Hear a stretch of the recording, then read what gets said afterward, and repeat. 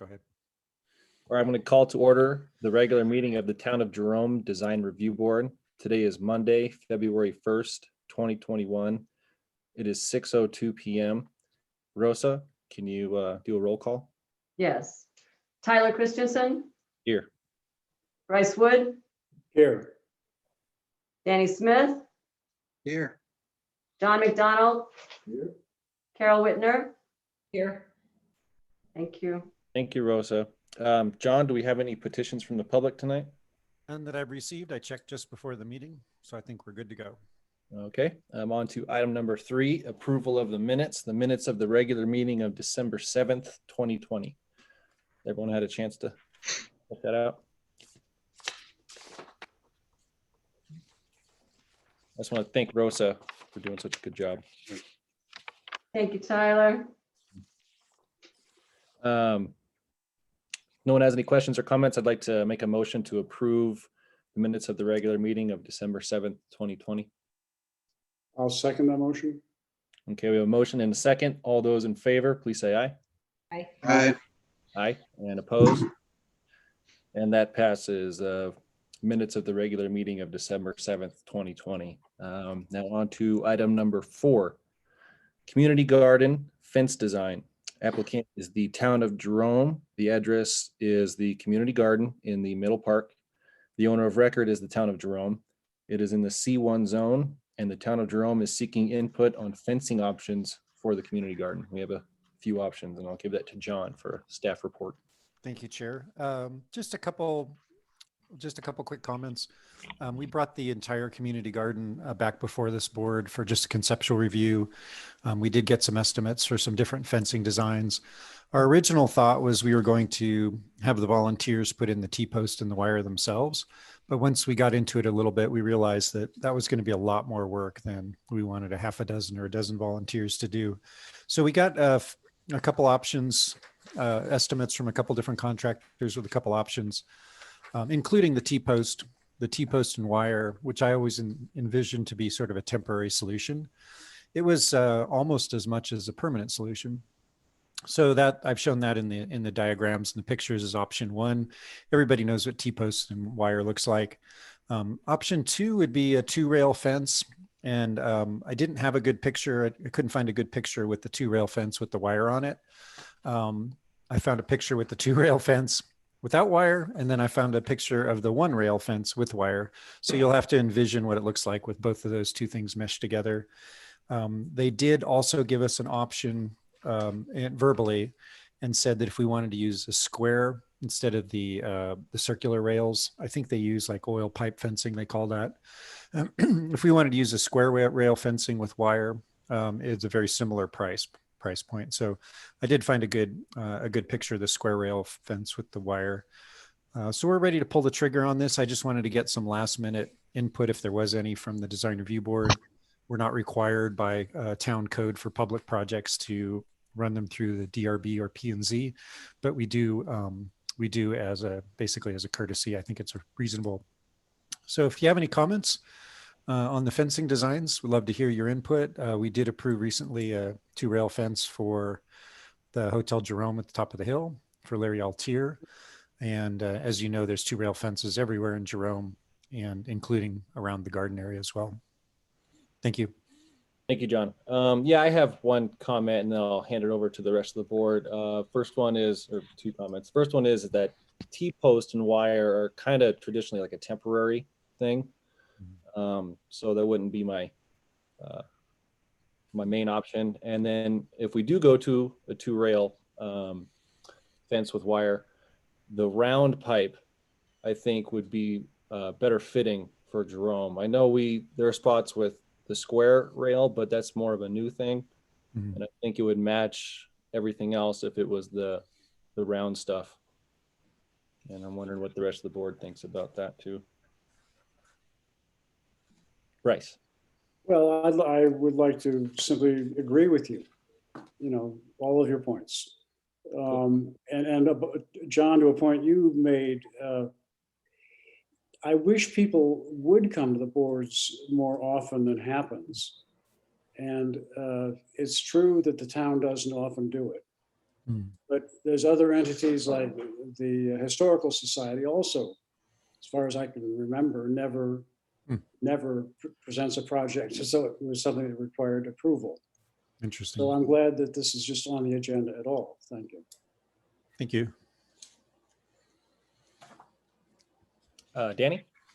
Yeah, I would just go with the round stuff too. I agree with you and Bryce. It would just fit in better.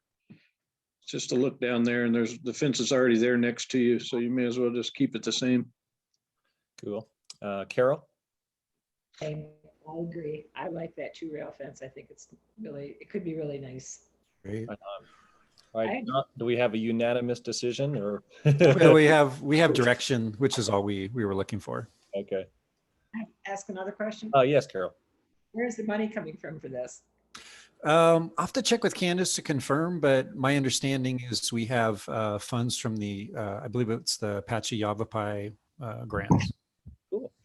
So it doesn't sound like the cost is going to be a concern.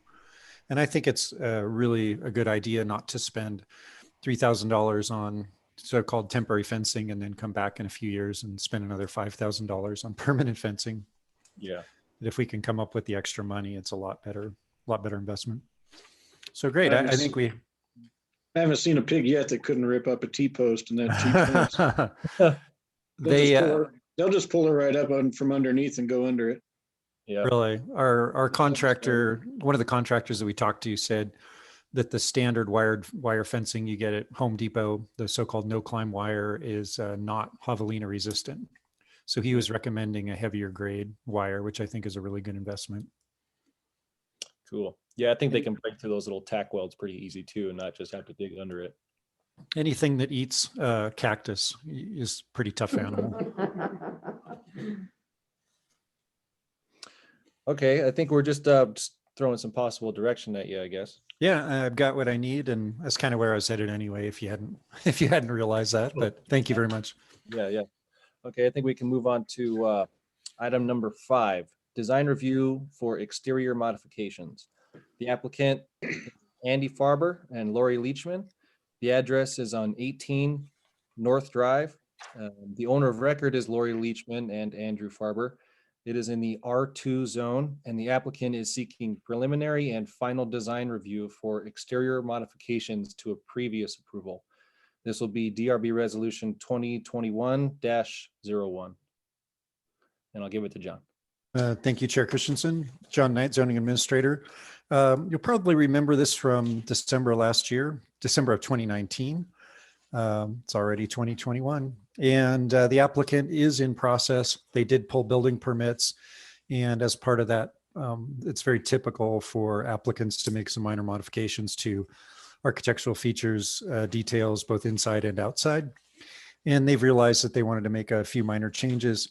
So I've gone through and highlighted in your packet, try and get to it, what those changes are. It's primarily, I put clouds around the areas that they're proposed to be changed. It's primarily has to do with windows and doors, and they are expanding their use of the Core 10, the so-called rusted steel. And I noticed the applicant is participating tonight. We did include the original approved plans in your packet, as well as the revised elevations that the applicants presented. So with that, I'd be happy to answer any questions. And as I mentioned, the applicant is here as well, in case you have questions for the applicant. I'd like to let the applicant speak in front of the board if they'd like. Well, basically, hi, I'm Lori, everyone. Basically what happened is that as we started to really think about how we're going to live in this house, that we have a lot of art, and we realized we could hang stuff where all those clear story windows are, and we didn't really need them because we had really big sliding glass doors, 8-foot tall sliding glass doors. And so that's motivated most of the adjustment, and everything else in there is just about light.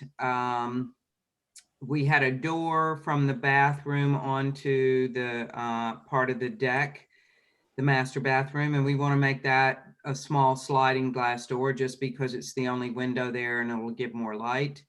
And the same is true with the bedroom. It was a smaller sliding glass door. We want to just make it bigger. That's everything. The core 10 across the bottom, I don't know if any of you have been to the lot, but you know, like that is really below ground. You can't even see it from the street. And that's just an aesthetic preference. Thank you. Yeah. Thank you. I'd like to know if there's any questions or comments from the board.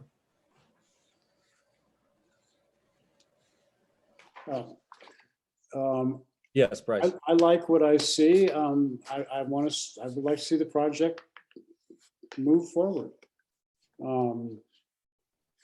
We're having this snow and cold weather right now, which reminds me that in some cases, a little less glass is a good idea sometimes. And like in California, the Coastal Commission, which I think is what, a mile in from the high tide, you really have to, this is a big piece of the code. How much glass, how it's oriented. We don't have that, though, that set of rules here. But it seems like a sensible enough house to me. Thank you. Yeah, I agree. It's not too much of a change, and you're basically using the same materials as you were before. So I'd like to see it move forward as well. Like it. Do I have a motion? I'll make a motion that we accept. Okay, Get to the number here. Resolution number 2021-01. Yeah, that one. This is the first one of the year. Have to scroll back. Yeah. Floor, is there a second? Actually, also the first like permit, John, that you created to go in the file that went into design review. It was, you guys were the first. This is consistent. I have a comment. Yes. You'll be a lot happier with fewer windows. I've got about 50 of them in my house. we can see 8 of them right now. Really. It was not an energy thing. It was like a totally aesthetic. There you go. Where are we gonna, you know, like, yeah, we're gonna get rid of art, but like, you know, then has to go? That's a battle royale, you know. Windows too. So Well, that's good. I like it. I'm looking forward to seeing that house pop up on North Drive there. So there's a motion on the floor. I'll go ahead and second that motion for DRB Resolution 2021-01. All those in favor, please say aye. Aye. All those opposed? And DRB Resolution 2021-01 passes. Thank you so much. Thank you very much, Lori and Andy, if he's around. He's listening. He's listening. Great. In the background, okay? Before, if you don't mind, just really quick, before we let you guys go, Lori and Andy, could you give us a quick update on kind of the construction process and when you're going to be back in Jerome and when you might project a finish date? Let Andy do that. So he's going to take my chair because he's Okay. the top guy. Just real quick, if you don't mind, Andy. Problem. I'm hoping in the next few weeks, after the snow melts, Paul Barnett is going to do the stem wall work. Mhm. That will kind of complete the foundation part. We're going to be coming back in early May. There'll be some additional flat work to do concrete wise down at the lower level and the garage pad. And hoping to get framing started sometime, probably 1st of July kind of schedule. So maybe really get things going by fall. Well, what we want to have is a house that's at least sheathed and weatherproof for the fall. Yeah, Great. Great. All right. Thank you very much. I was just curious. no problem. Appreciate everything. Thanks. Thanks, guys. Okay, on to item number 6. Administrative review for small projects. Applicant is the town of Jerome, and the town of Jerome is seeking input from the design review board on types of projects that could be approved administratively. And I'll hand that over to John. Thank you, Chair Christensen. So this has been an interesting discussion that we've been having with P&Z and DRB, or sorry, P&Z and council, but we really haven't had a chance to discuss it that much with DRB. And we had some interesting thoughts and ideas about projects, quote, small projects that can be approved administratively. For those of you that participated in the joint meeting, we did get into this discussion a little bit at the joint meeting, but I wanted to kind of give you guys an update on where we're at with our discussions with P&Z. We intend to go to the next P&Z meeting with an ordinance amendment to include some of these items. We've been talking about this long before I got here. I think it may have started with Kyle, actually, and hopefully we can get this thing through to the finish line. I think there's good support for allowing a lot of these types of projects to be approved administratively that are quote minor, smaller projects. But I do think getting DRB support on some of this is important. We do have had some discussions about certain types of projects that would not require P&Z approval, but would still require design review board approval. So I want to mention a couple of those as well as I go through the list quickly.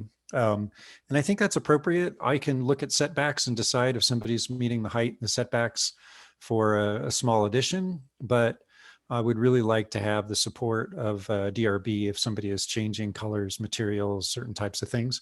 So there are a few projects that I think are appropriate to bring to the DRB, but then have them reviewed administratively for setbacks, coverage, height, things like that. So I've tried to break them down into 3 categories. The first category is I'm calling exemptions, things that are really minor and in the past have not been controversial. Repair, replacement of anything that is existing with like similar materials.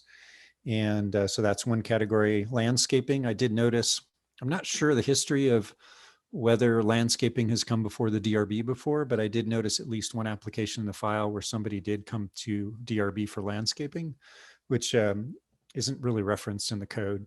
So I wanted to clearly state that landscaping is exempt, or if it's not exempt, requires some sort of review. We've had a lot of discussion about people painting houses and what is appropriate when somebody paints a house. I actually had somebody call me on Clark Street that wanted to change the stain color on their railing for their deck. And I told them that that would actually require design review board approval if they're going to change the color. And then that's the last I heard of them. My sense is a lot of people just do it and they probably regretted even calling. So I don't know exactly who that was, but those kind of minor things where somebody is changing stain or paint, I think should be done. It should be outright exempt. My sense is a lot of people are just doing those without, asking for permission. And then for residential structures. And then I put in category 2, things that would require administrative approval, paint and stain for commercial structures, concrete work, pavers, other flat work, provided that they are less than 12 inches off the ground. And that's consistent with the definition in our code for deck. We don't consider it a deck if it's lower than 12 inches to the ground, which is in a sloped environment, it's pretty difficult to get something 12 inches and flat, 12 inches from the ground. But anything that's low like that, in front of Scott Hudson's house, they put in those pavers recently. Mary Beth Barr, she put in those concrete strips in her driveway. I'm thinking of those types of things could probably be approved administratively. Window and door replacement, and P&Z had a really good suggestion there, provided that the opening is essentially the same and that they're approximately same size and style. So if somebody has a very, has a 2x2 window and wants to put in a 8x10 window, that would have to come before design review board. But if somebody has a 2x2 window and they want to put in something that is as similar as they can find it, then that's the kind of thing that I'm talking about for approval administratively. Stairs, provided they don't change the footprint, so they could change the materials. We highly encourage them to use metal or some sort of durable, non-flammable materials. And if somebody had, let's say, a set of wood stairs, and this happened at, was it Scott Hudson, the property next to Scott Hudson's property, where they were putting in metal stairs. They were putting them in the exact same footprint. They were upgrading them to metal. And that's the kind of thing that I'm thinking of here, that this would make sense if they put it in the same footprint, but they did change the material, provided, of course, they get fire department approval. I think that's appropriate. Awnings and signs, I'm really interested to get some input from the board on awnings and signs. I'm kind of ambivalent in terms of whether that should be done administratively or continue to go to DRB. Those type of things do have a fairly important aesthetic impact on the town. You might be happy with one zoning administrator that has a good sense of, what's appropriate. And then 2 years later, you have another zoning administrator who thinks neon pink is appropriate. So that may be something that we want to discuss. Already talked about ground level decks and patios.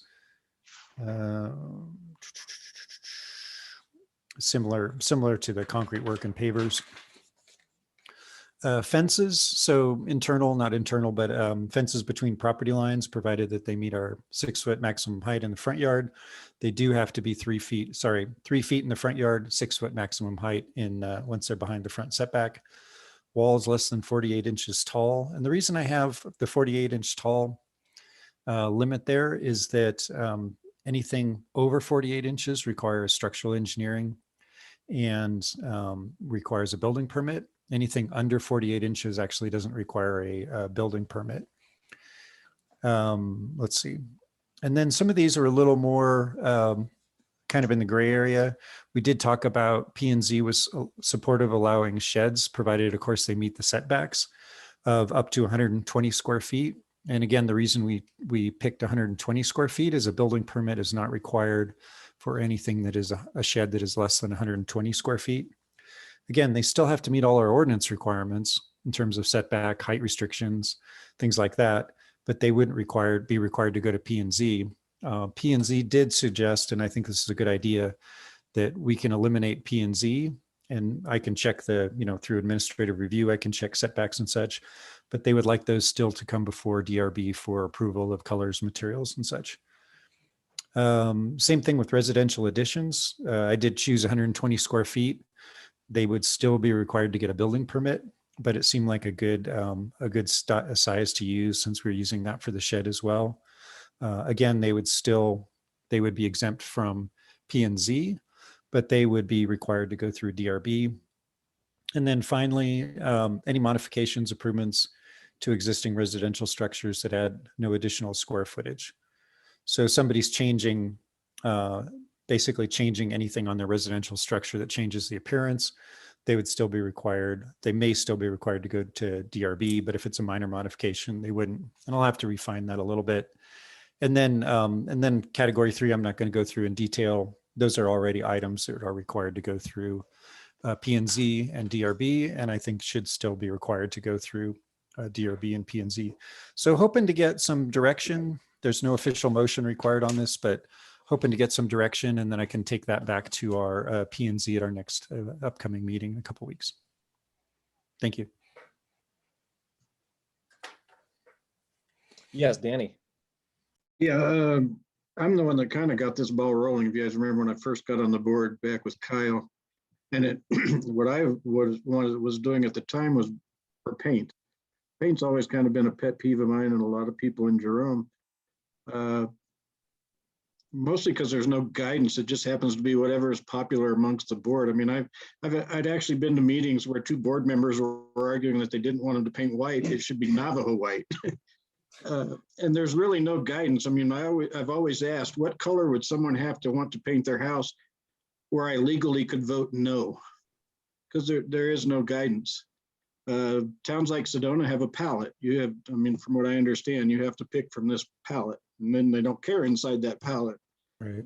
And that's what kind of got it started, because everybody knows Spring. She paints a lot around town, and it's kind of a pain in the butt because you used to have to come in and get the whole big packet. And it's like, why do I got to fill out this whole big packet if I just want to paint my trim or something? And so then they went to, I guess, just a shorter form you could bring in. But my thought was, just that should be one I don't see coming before the board too often. If you're going to paint purple polka dots, but how many people ask that? Mm-hmm. We are a town of artists, so everybody has their own opinion on colors. So. Yeah. And if I could just add in on the paint question or paint discussion, is we did have a discussion with SHPO on this, and they look at paint and stain as temporary. So they don't see it as a concern from a historical perspective.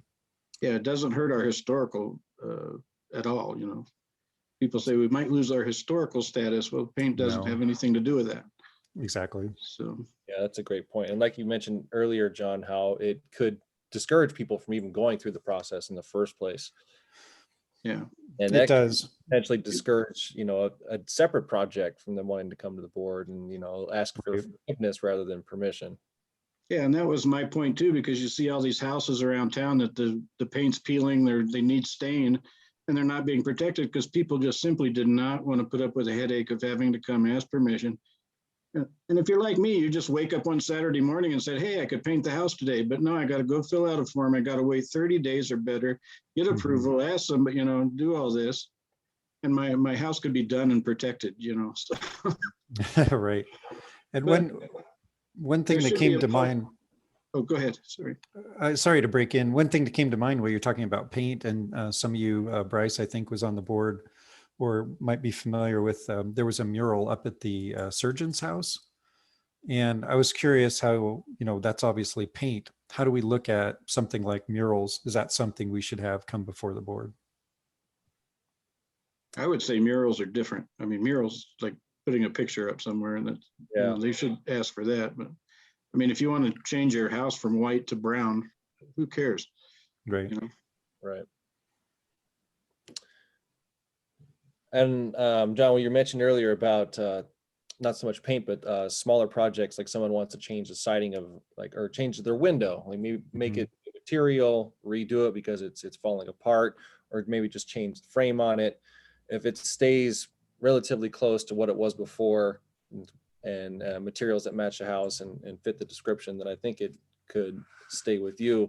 An example of one that we would want to bring to the board was, I'm not sure when exactly it was on the agenda. I think it was December or November. Scott Hudson had a small window that was protruding from the rest of the house while the rest of the windows were flush. And Right. his project was to make it flush. Even though he's kind of matching everything else on the house, that significant of a change where the dimension changes, I think that's worthy of bringing to the board. So if it gives you an idea of how to scale, small to. Yeah, I think that's a perfect example. If he had a 3x3 window and replacing it with a similar 3x3 window that matched the rest of the building, great. But if he's taking out a bay window and putting in a different flat window that's completely different size, or two windows, I think that should go back to the board. Mhm. And keep in mind, we'll still have design review criteria for these things. We're not eliminating them and just letting people do whatever they want. Right. I'm curious of Bryce's opinion. Me too. Okay.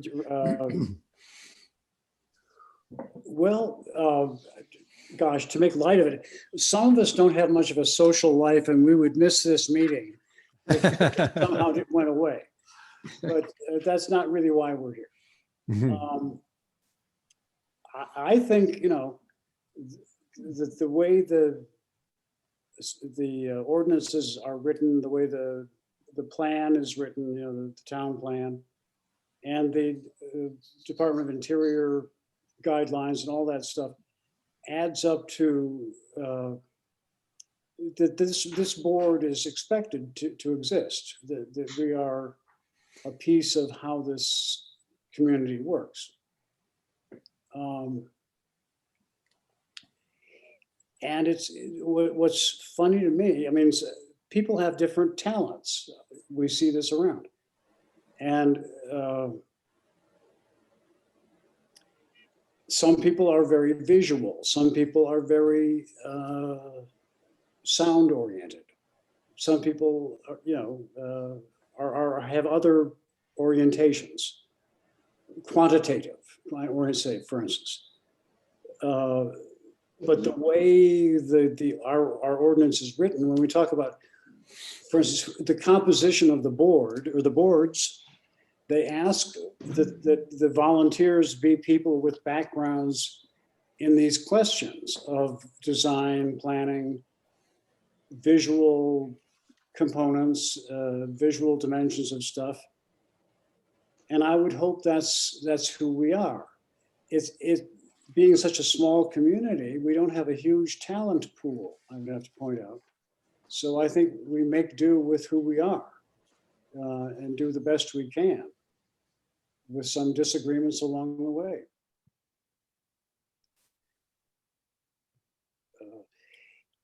And as far as the mural question goes, I was on the board for that, and that was very contentious.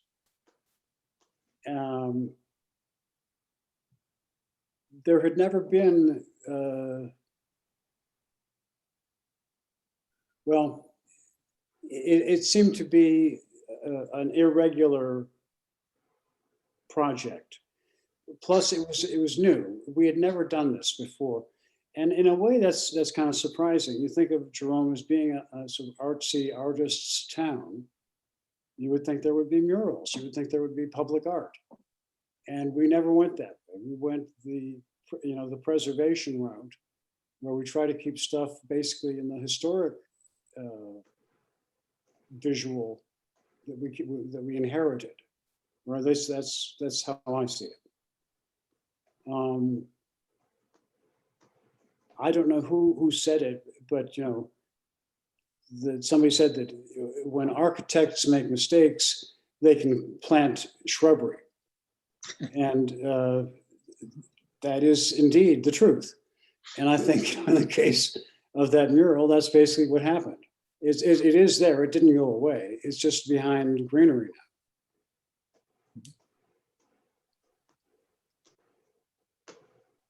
Thank you, Bryce.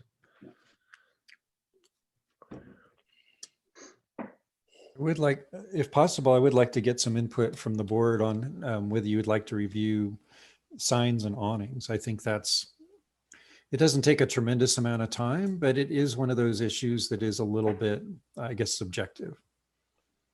Well, it does draw the eye. It's meant to draw the eye. So I think just based off of that, and it's the first thing you see on a building, that it's worthy of making it to the board. I do too. Yes. Push it back to category 3. Yeah, I think so. I do like your ideas of things that don't exactly need to go through P&Z coming to DRB. Simply because someone's under the requirements, like say 120 square foot for a small shed. What are they making the shed out of? Even though it doesn't need to go to P&Z, I'm very curious of what it is that they're using to make that. It could be quite the eyesore. You can buy a 120 square foot plastic shed at Home Depot. Mm-hmm. Is that okay? Depends on I don't know, maybe. materials and how it matches the neighborhood and what neighborhood it's in. So I think it's worthy of bringing it to the board just so that we get everyone's opinion on it, and at least everybody sees it. And then if someone comes along the way and sees that it's there, who doesn't like it, and they're like, "Oh, DRB approved this," and if we were never involved, then that could be a problem. I think it wouldn't hurt, and I don't mind spending my time taking a look at it. I think that's a good strategy.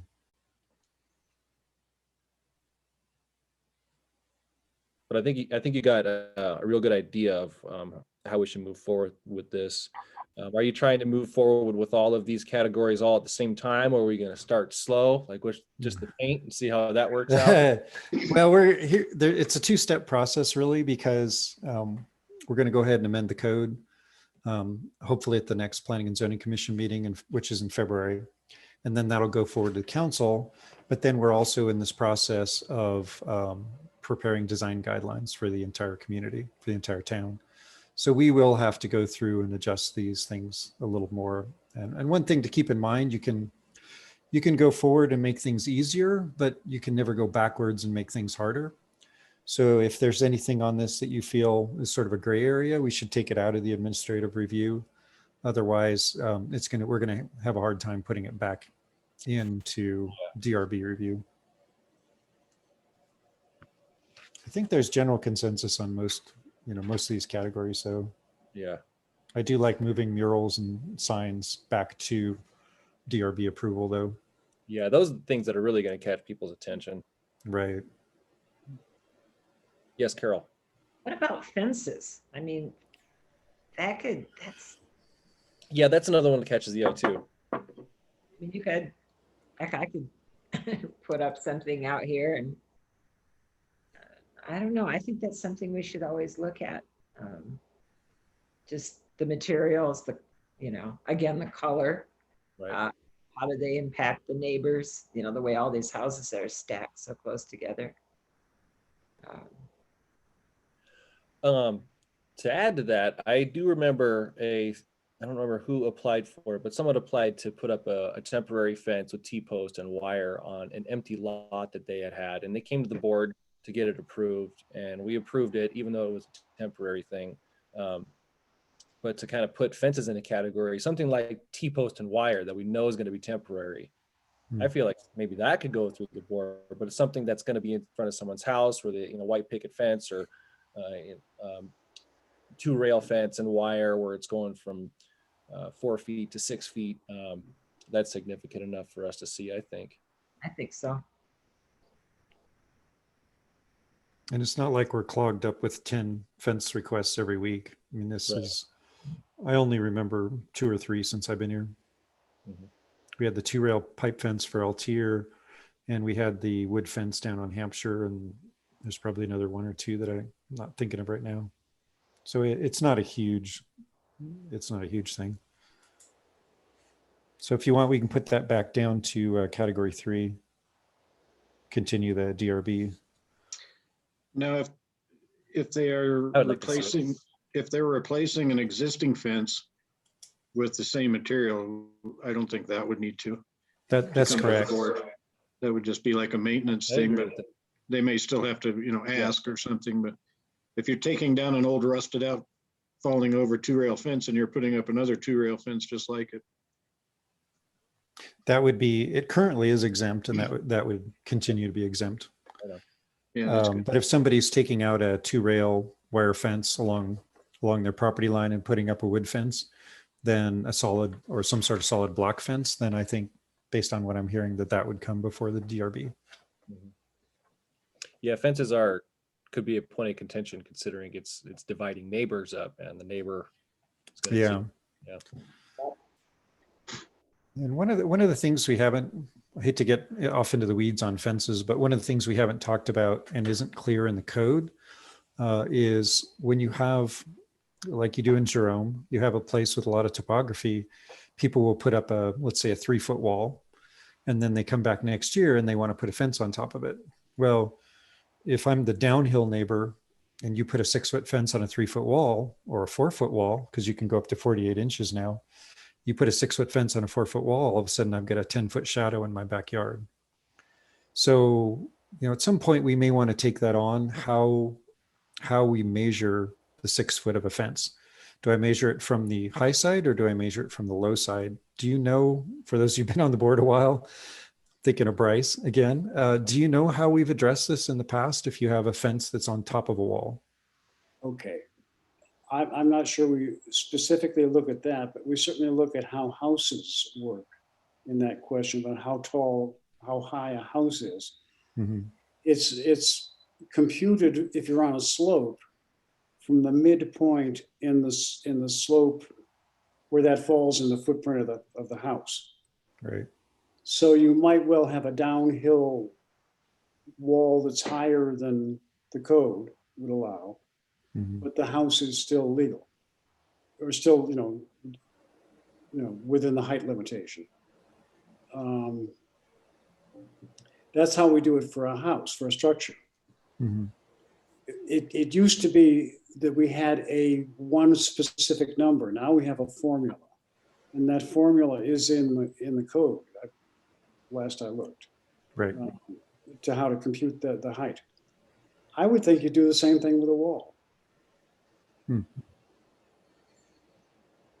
Yeah. Again, I veering off the path a little bit, but I think at some point we will get an issue of somebody building a 4-foot wall. They're the uphill neighbor. They build a 4-foot tall wall, and then they come back next year and then they put a 6-foot fence on it. And the neighbor on the downhill side, their garden is all of a sudden 100% in the shade 100% of the time. So I know some codes will actually measure from the high side. So if you want a 6-foot fence, you've got to have, and it's on a 2-foot wall, it's 6 foot on one side, but it's only 4 feet on the other. They still have to meet the safety criteria. So if you have a 4-foot wall you still have to have some sort of safety barrier so somebody doesn't fall over it. But this might be a, an item we schedule for future discussion. Well, it's definitely one that would make it to the board, that's for sure. Yeah. Yeah. Any other thoughts on any of these categories from the board? Can you just run through the categories real quick, just real fast again? So so category 1 is exemptions, basically repair, replacement, maintenance, and stain, paint and stain. Category 2 is paint and stain for commercial, concrete work, flat work, decks that are less than 12 inches, people replacing stairs in the same footprint. Fences, we moved to DRB review, walls up to 48 inches. We did one recently for Tony Shadig. He actually built the wall before he came in for the permit. He thought they were exempt. They probably exempt in Cottonwood, but not in Jerome. So, if walls are something you're interested in seeing above a certain height, whether that height is 36 inches or 48 inches, let us know. Let me know. And then sheds and additions up to 120 square feet, but they will still require design review board approval, not site plan approval from P&Z. And then everything else would continue as it is today, including murals, awnings, and signs would still require DRB approval. Yeah, I'm liking what you got there. I would, even if it's a small wall, because it's permanent, I think I'd like to see it. A fence you could always take down. A wall, no one really undoes a wall. Well, in keeping fences and walls together, to me, they kind of relate to each other. Yeah. If somebody has a wall that's 36 inches and a 6-foot fence, and we exempt the wall but not the fence, that to me that seems kind of odd. So maybe we put walls back to DRB approval. Yep, I like that. Yeah. Small step, baby steps. Baby steps. Well, like Yeah. I said, we can always do it later, but it's hard to go backwards if we Right. exempt it now. Do you have any more input? This is great. I think I have what I need. Okay, cool. Really glad we had a chance to run this by you guys as well. All right, with that, then I think I'm going to move on to item number 8. That's the item we're on, right? No, we're on 7. item 7. Terms ending February 28th, 2021. Board members John McDonald and Danny Smith. John, Danny, are you guys staying on? I wanted to put this on the agenda in case anybody wanted to make any comments, thoughts, and also hear formally from Danny and John if they were interested in staying on. As Bryce mentioned earlier, it is hard sometimes to fill these slots, and we take whatever we can get. I've been really pleased with our board members. I've only been working here a year and a half or so, but we've had some really great board members. I know I really appreciate Danny sent me an email today. He is officially stepping down, so really appreciate Danny's involvement up to this point, and wish you the best going forward. And I know I have not heard back from John McDonald, so I'm interested to hear John's thoughts. And I hope that if he is interested in leaving, you can stay on at least until we find somebody else, because it's hard to run a 3-member board. I'd be glad to stick for another. I'd be glad Forever. What is it? 2 years? 3 years. 3 years? Yeah, I'll do one more term. Awesome. Wow, All yay. right. Well, that's great. Well, thank you, John. We really appreciate it. Again, it is hard to find people. And just wanted to mention, I know Carol is our newest member, and I know that Bryce, I think, asked you personally to participate, and you've been a great addition to the board. So if any of you know of anybody that you think might even remotely be interested, please ask them personally, because I think that's the best way to get new members. And let them know it's not a huge commitment. And apparently it does add to your social life as well. So, right, Bryce? Yeah. I would like to thank both our Danny and John, by the way. Yes, thank you, Danny. Thank you. John. Thank you. It's been a pleasure, So- Dan. We still expect to see you around, Danny. You can zoom in on any meeting. We'll let you talk. Yeah, you just control the mute button. It's like, how come Danny's talking so softly? It's because John Knight muted him. Hey, you won't shut up. Well, you've been a great addition to the board. And like I It's said, been I've only fun. been Thank here. you. I've had, it's been fun. Great. And if the situation were different, I wouldn't mind staying on, but 3 years is a long time to commit to with what's going on. So It's a big commitment. Yeah. Well, thank you again. All right, with that then, I think we'll move on to item number 8 now. Updates of recent and upcoming meetings, and I'll give that to John again. Thank you, Chair Christensen. We've had a few meetings since since the board last met. So the minutes were December 7th. So we had a few meetings since then.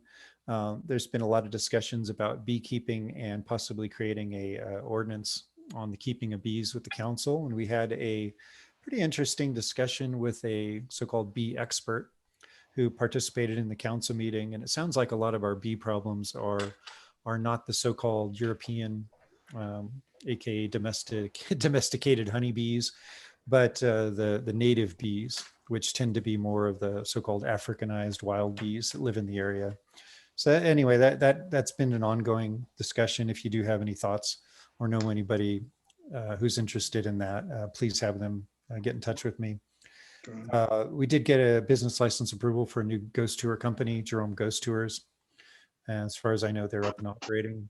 And January 12th, we had some discussions with the council on district signs. And I think this is something that would be the board members would be interested in as well. I did have an opportunity to talk to Mr. Wood about this as well. I think the business owners are very interested in seeing the signs upgraded, maybe more with a map with some numbers on it, as opposed to just having a whole series of slats of business names, which really don't accomplish anything.